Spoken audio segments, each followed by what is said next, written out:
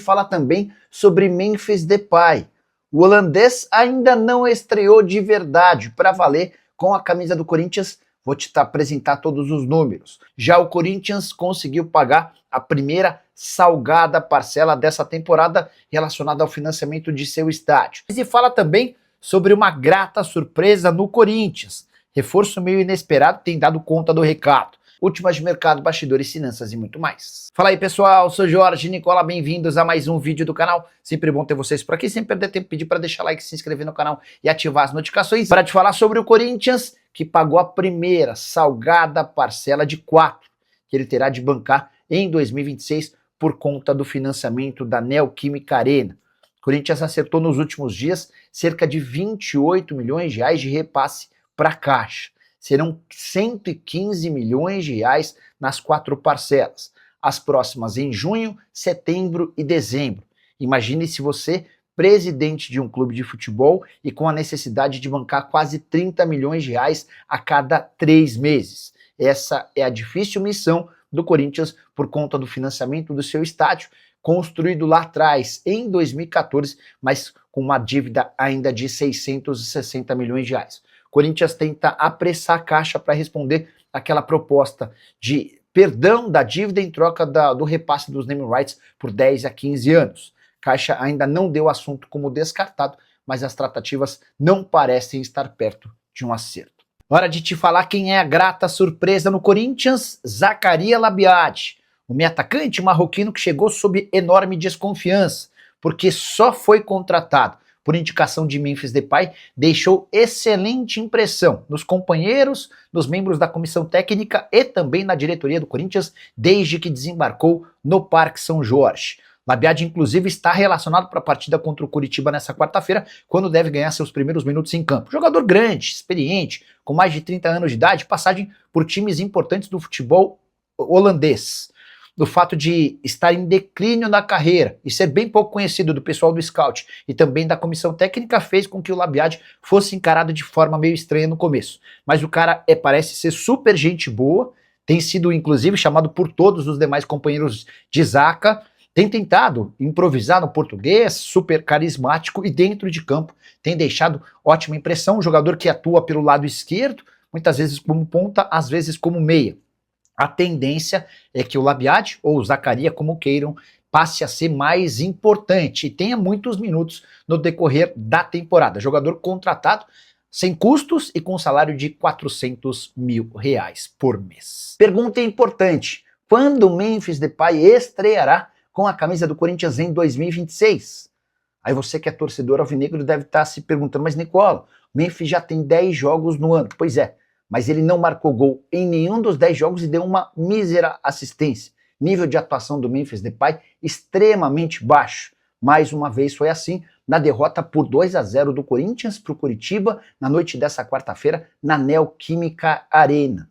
Importante registrar que o Memphis foi um dos últimos a estrear no elenco profissional do Corinthians em 2026, porque ele exigiu uma preparação física especial. Cada jogo que passa eu fico mais convencido de que o Memphis está usando o Corinthians em 2026 para se preparar para a Copa do Mundo, que acontece na metade do ano. O foco total do atacante é jogar pela seleção holandesa. Vale a lembrança de que esses 10 jogos sem marcar gols no ano de 2026 já representam o maior jejum de Memphis Depay com a camisa alvinegra desde que ele foi contratado no segundo semestre de 2024. Percepção que eu tenho é de que o Memphis largou, e tenho ouvido isso cada vez com mais frequência de dirigentes do Corinthians com quem converso.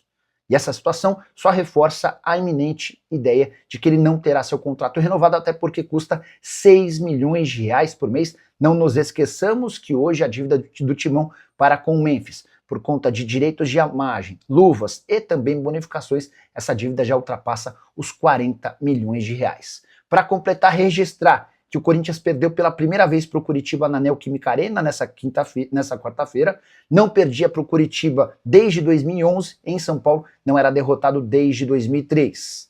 Situações e péssima atuação que fizeram com que a torcida cantasse o seguinte depois da partida: joga por amor ou joga por terror, filho da fruta.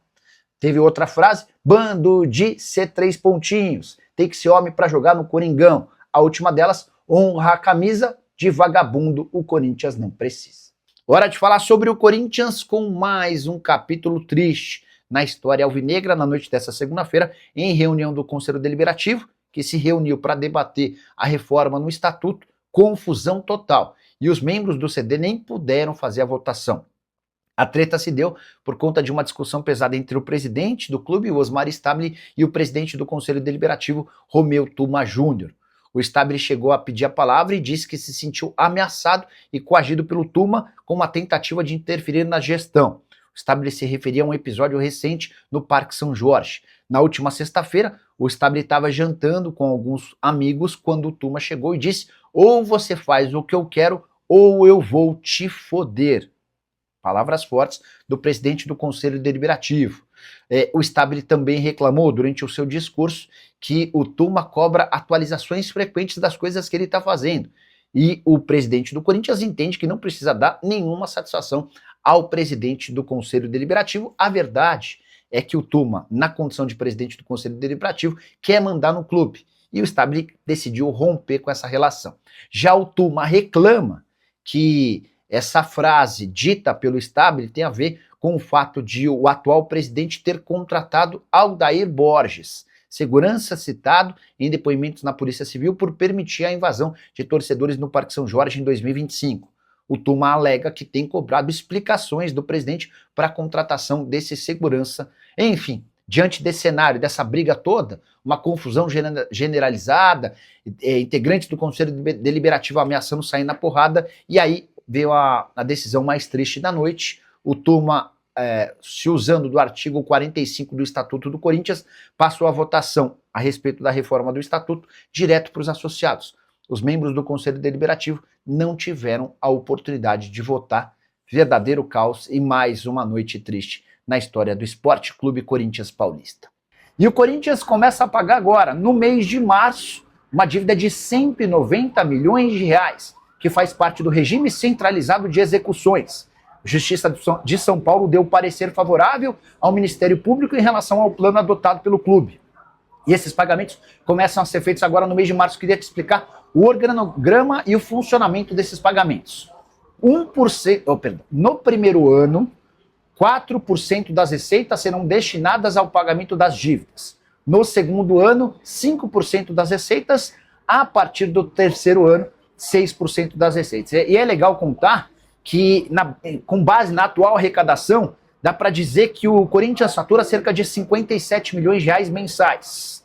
A partir daí, a parcela inicial do Corinthians deve gerar na casa dos 2 milhões e 300 mil reais. É um dinheiro que deixa de fazer parte do dia a dia do Corinthians, mas em nome de uma redução de uma dívida estratosférica, o presidente Osmar Stabile muito preocupado em fazer com que as contas do Corinthians estejam em ordem o mais breve possível.